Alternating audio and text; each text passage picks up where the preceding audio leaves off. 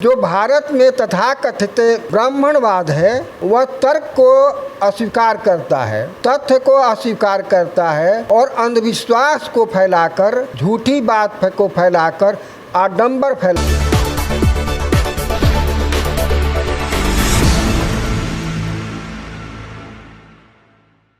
अर्जक संघ की जो राष्ट्रीय कार्यकारिणी की बैठक हुई है दिल्ली में, उसमें हमारे साथ जगत भूषण जी हैं और ये सेवानिवृत्त शिक्षक हैं और ये लेखक भी हैं, साहित्यकार हैं। इनकी कई किताबें प्रकाशित हो चुकी हैं और अपनी लेखनी और अपनी साहित्य के माध्यम से इस समाज को एक नई दिशा देने का काम कर रहे हैं और लोगों में एक नई जागृति पैदा करने की कोशिश कर रहे हैं। बहुत बहुत स्वागत है आप। सबसे पहले मानव जो विकास किया, मानव जो आगे बढ़ने की कोशिश की, उसमें सोचने समझने और चिंतन की जो प्रक्रिया थी वह तर्कपूर्ण आई और तर्क और तथ्यों के द्वारा उसने नई चीज़ों पर प्रयोग किया। सबसे पहले अपने बचाव के लिए हाथ का प्रयोग किया, उसके बाद पत्थर का प्रयोग किया, उसके बाद पेड़ के डाल को डंडा बनाकर प्रयोग किया। तो ये प्रयोग जब मस्तिष्क से बढ़ने लगा तो प्रयोग के धरातल पर वह अपने ज्ञान को विकसित करते गया। एक समय ऐसा आया कि ज्ञान और विज्ञान दो तरह की बातें आई। ज्ञान का संबंध अनुभव से है। जिस प्रकार दिन रात का होना हम जानते हैं अपने अनुभव से, तो दिन रात का होना जानना ज्ञान से संबंध रखता है। लेकिन जब विज्ञान के अनुसार इसे देखते हैं तो वैज्ञानिक दृष्टि कहती है कि सूर्य कभी डूबता और उगता नहीं है। ये मानव का दृष्टि दोष है। क्योंकि पृथ्वी सूर्य के चारों ओर घूमती है, तो जो भाग सूर्य के प्रकाश में आता है तो वहाँ दिन होता है और जो भाग प्रकाश में नहीं आता है वहाँ रात। इस प्रकार मनुष्य की जो चेतना है वह वैज्ञानिक दृष्टि से, वैज्ञानिक दृष्टिकोण से जो बढ़ती है तो सत्य का उद्घाटन होता है। सत्य को सत्य की तरह जानना विश्वास है और झूठ को सत्य की तरह मानना अंधविश्वास है। झूठ को सत्य की तरह प्रचारित प्रसारित करना अंधविश्वास फैलाना है। तो अंधविश्वास फैलाना किसी भी दुनिया के मानव समाज के लिए घातक है। हम अर्जक संघ के माध्यम से या अन्य माध्यमों से मानव के बीच में वैज्ञानिक दृष्टिकोण और मानववाद की स्थापना करना चाहते हैं। वैज्ञानिक दृष्टिकोण का मतलब है, वैज्ञानिक दृष्टिकोण का अर्थ है प्रकृति में या मानव जीवन में कोई न कोई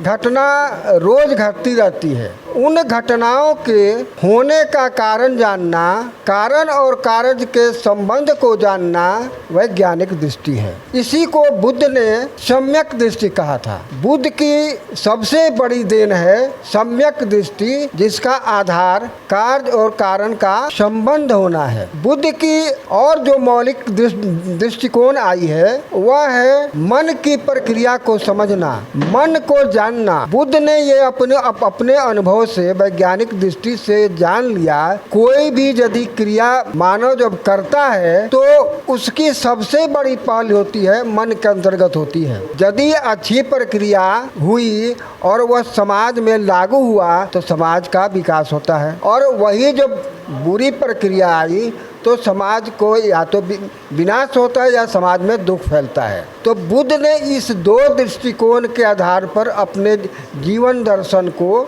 बताने की कोशिश की, लोगों को बताने की कोशिश की। बुद्ध के ये दर्शन पूरी दुनिया में फैला, कारण ये था कि यह सत्य पर आधारित था। सत्य पर आधारित होने के कारण ये दुनिया में फैला। हम इस बिंदु पर स्थिर होना चाहते हैं, इस बिंदु को बताना चाहते हैं, जिसको ज्योतिबा फूले ने बताया कि पूरी दुनिया में जो भी पुस्तकें लिखी गई हैं वह मानव द्वारा लिखी गई हैं, चाहे वह जिस भाषा की हो। मानव के अलावा कोई साहित्य नहीं लिखा, पुस्तक नहीं लिखा, और जो इस बात को नहीं स्वीकारता करता है वह सत्य के दृष्टिकोण से अपने को अलग होता है। इसलिए मानव के द्वारा भाषा ही निर्मित हुई और भाषा निर्मित हुई और उस भाषा में पुस्तक की रचना हुई। हमें अर्जक संघ मूल रूप से भारत में वैज्ञानिक दृष्टिकोण और मानववादी दृष्टिकोण बनाकर भारतीय समाज बनाना चाहता है और पूरे विश्व की दृष्टिकोण में वह मानव समाज बनाना चाहता है। भारतीय दृष्टिकोण में भारत का समाज और विश्व के दृष्टि में मानव का समाज। तो मानव तभी विकसित कर सकता है, तभी विकास कर सकता है, तभी वो आगे बढ़ सकता है जब उसकी जो बौद्धिक क्षमता है, सोचने विचारने की जो क्षमता है, तर्क करने की जो क्षमता है, इस पर रोक न लगे। और जो भारत में तथाकथित ब्राह्मणवाद है, वह तर्क को अस्वीकार करता है, तथ्य को अस्वीकार करता है और अंधविश्वास को फैलाकर, झूठी बात को फैलाकर आडंबर फैलाता है। और इसमें भारत के बहुसंख्यक लोग इस अंधविश्वास और पाखंड में फंसे हुए हैं। तो अर्जक संघ मूल रूप से अंधविश्वास और पाखंड के बदले वैज्ञानिक चेतना, वैज्ञानिक दृष्टिकोण, मानववादी चेतना, मानववादी दृष्टिकोण मानव में पैदा करके मानव समाज और भारतीय समाज बनाता है, जिससे मानव का जीवन सुखी, समृद्ध और संपन्न हो सके। मेरी एक कविता है क्रांति चेतना, जो मेरी पुस्तक चुभन और दर्द, अनुभूति और सहानुभूति में प्रकाश को मैं बोलना चाहता हूँ। तू बन जा क्रांति चेतना, मैं वैज्ञानिक चिंतन करूँ। तू बन जा क्रांति चेतना, मैं वैज्ञानिक चिंतन करूँ। तू बन जा समता की चेतना, मैं मानववादी चिंतन करूं। तू बन जा स्वतंत्रता की चेतना, मैं एकता की बात करूं। तू बन जा स्वतंत्रता की चेतना, मैं एकता की बात करूं। तू बन जा लोकतंत्र की चेतना, मैं संविधान की बात करूं। तू बन जा लोकतंत्र की चेतना, मैं संविधान की बात करूं। इस प्रकृति ने, इस सृष्टि ने इस धरती पर हमें तुम्हें बनाया, आओ सबका सम्मान करें, आओ सबसे प्यार करें। अब न हो नागासाकी हिरोशिमा, अब न हो नागासाकी हिरोशिमा, सब एक दूसरे से प्यार करें, सब एक दूसरे का सम्मान करें।